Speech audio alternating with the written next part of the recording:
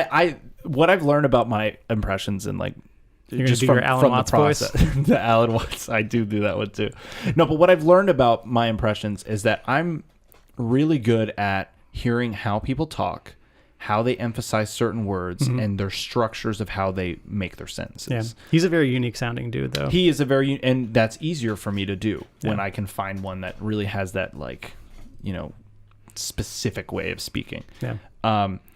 But it is interesting how the way that our linguistics control what ends up happening to us and the type of conversations we engage in and the type of experiences that you will then go on to have because of the words you choose and how you say them, and your ability to deliver the messages, because words are a tool to convey meaning at the end of the day. So the meaning is really what matters, and your ability to articulate your meaning in a way that is most effective to, I guess, approach the majority of people, that is like true power, because that's real communication. Sure. You know, scaling your strategy to the audience, understanding what they're going to be able to understand and what they're not, and then respecting them too, to like give them credit. Like, people can understand more than you think. You just might need to be more careful with how you word it. But that doesn't mean that you can't convey these things.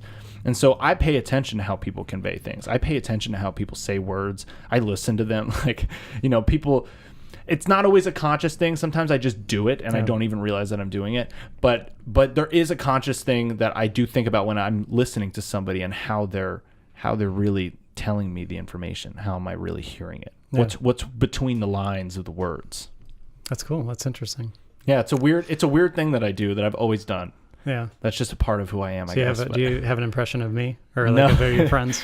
No, see, you know, I try not to do that. Yeah. I try not to do that. I mean, there might be some people where it's like, because of the unique factor of how they talk, I might be more inclined to mock them or whatever, but it's always out of love. And for me, it's always out of the challenge of like, how well do I know this person? Like, how well do I know how this person would talk that I could do it? Yeah. So if I'm doing like, you know, if I'm talking like Chris Walken, I'm going to have not only an approach, but a very particular way of saying the words, and the emphasis and pacing on the sentence is going to flow and fluctuate depending on the personality. Wow. Yeah. Very good. So, but you know what I mean? Like, that's how I see it. So, like, with him, I talk like that.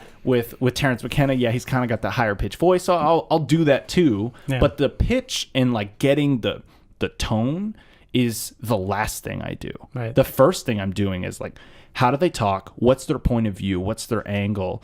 And then what is the general flow and cadence of their words? That, if you nail those three things, the tone doesn't have to be right. Yeah. People will still be like, that's a good impression, because they know that you captured the essence of who that person was. Nice. That's more important than the fucking getting Kermit to sound exactly like Kermit.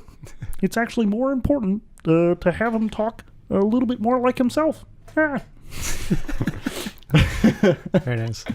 But I think the message there is really important. It does have a way of dissolving boundaries. No, totally.